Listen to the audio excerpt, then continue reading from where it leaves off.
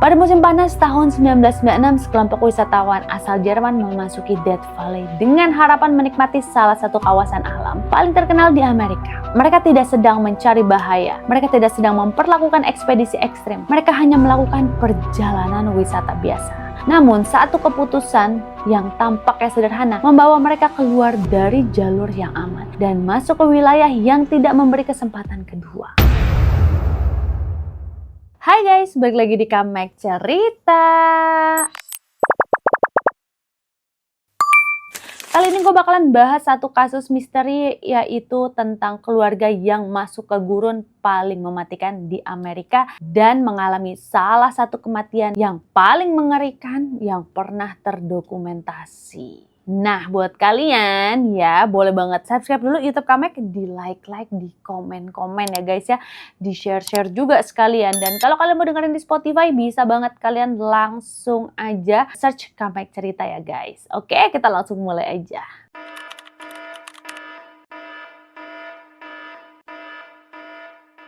Di dunia nyata, ada kasus-kasus yang jauh lebih menyeramkan daripada film horor. Bukan karena ada hantu, monster, atau pembunuh berantai, tetapi karena semua yang terjadi benar-benar nyata. Tidak ada unsur supranatural, tidak ada teori konspirasi besar, hanya manusia biasa yang membuat satu keputusan kecil yang ternyata membawa mereka menuju kematian yang mengerikan. Pada musim panas tahun 1996, kelompok wisatawan asal Jerman melakukan perjalanan melintasi Amerika Serikat bagian barat dan mereka sedang menikmati liburan keluarga. Mereka membawa kendaraan sewaan, perlengkapan perjalanan, makanan, dan rencana wisata seperti jutaan turis lainnya. Namun, ketika mereka memasuki kawasan Death Valley, sesuatu mulai berjalan salah. Beberapa hari kemudian, mereka tuh menghilang. Kendaraan mereka ditemukan jauh dari jalur wisata. Tidak ada seorang pun di dalamnya. Tidak ada pesan yang menjelaskan apa yang terjadi. Tidak ada petunjuk jelas mengenai kemana mereka pergi, dan bertahun-tahun kemudian ketika sebagian jawaban akhirnya ditemukan,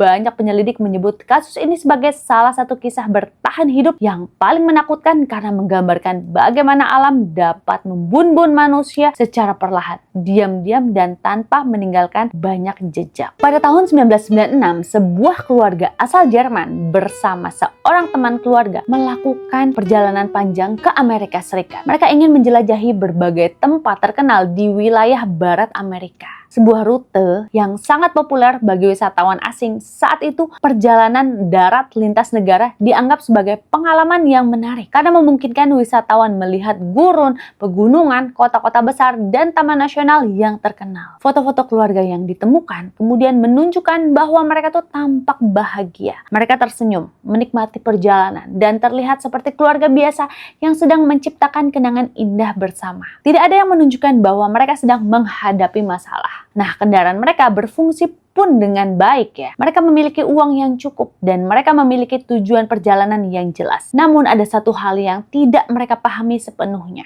Mereka akan memasuki salah satu lingkungan paling berbahaya di Amerika Utara, yaitu Death Valley. Bukan sekedar gurun, tapi ini dikenal karena suhu ekstrim yang dapat membunuh manusia dalam waktu singkat. Bahkan, penduduk lokal dan petugas Taman Nasional sangat menghormati bahaya wilayah tersebut. Jadi di sini kesalahan kecil yang mungkin tidak berarti apa-apa di tempat lain bisa berubah menjadi bencana di Death Valley. Penyelidikan kemudian menunjukkan bahwa kelompok wisatawan ini kemungkinan mengambil jalur yang salah ketika berada di sekitar Death Valley. Pada masa itu, GPS tuh belum umum digunakan seperti sekarang. Jadi di sini wisatawan masih mengandalkan peta kertas dan papan petunjuk jalan. Nah, kesalahan navigasi jauh lebih sering terjadi dibandingkan masa modern. Yang membuat situasi semakin berbahaya adalah banyak jalan tanah tua di Death Valley yang terlihat seperti jalan normal, padahal sebenarnya tidak lagi digunakan secara rutin. Dan para penyelidik percaya mereka tuh masuk ke area terpencil yang sangat jauh dari jalur wisata utama.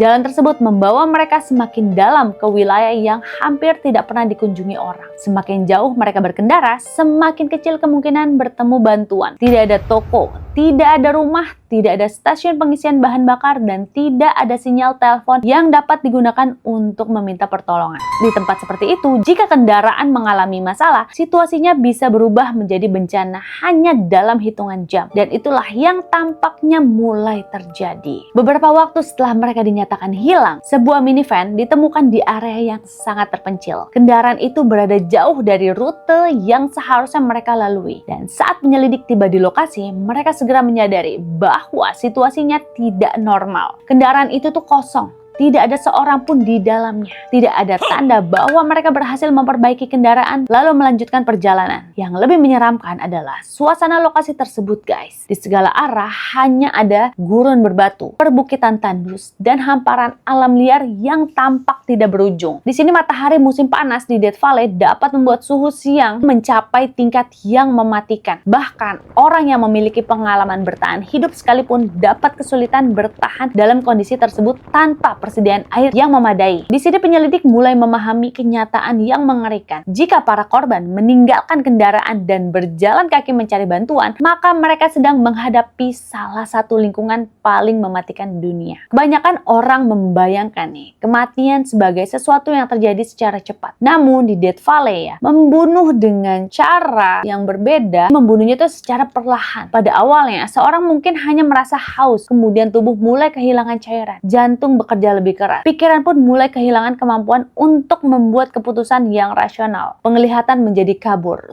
Tubuh mulai mengalami kelelahan ekstrim. Yang membuat situasi semakin mengerikan adalah banyak korban yang dehidrasi tidak langsung menyadari seberapa serius kondisi mereka. Mereka saling berpikir bahwa bantuan hanya sedikit lebih jauh di depan. Mereka terus berjalan meskipun tubuh mereka sebenarnya sedang mendekati batas kemampuan. Dalam lingkungan gurun yang luas, persepsi manusia seringkali menipu. Bukit yang tampaknya dekat ternyata membutuhkan waktu berjam-jam untuk dicapai. Bayangin ya, panas menciptakan ilusi optik yang membuat jarak sulit diperkirakan. Orang yang tersesat seringkali berjalan ke arah yang salah tanpa menyadarinya. Di sini penyelidik percaya bahwa para korban kemungkinan mengalami situasi seperti itu. Mereka mungkin terus berjalan dengan keyakinan bahwa pertolongan ada di depan. Namun setiap langkah ya justru membawa mereka semakin jauh dari kesempatan untuk diselamatkan. Setelah kendaraan ditemukan, berbagai upaya pencarian dilakukan. Tim penyelamat menyisir daerah sekitar. Helikopter pun diterbangkan. Jalur-jalur yang mungkin dilewati korban diperiksa.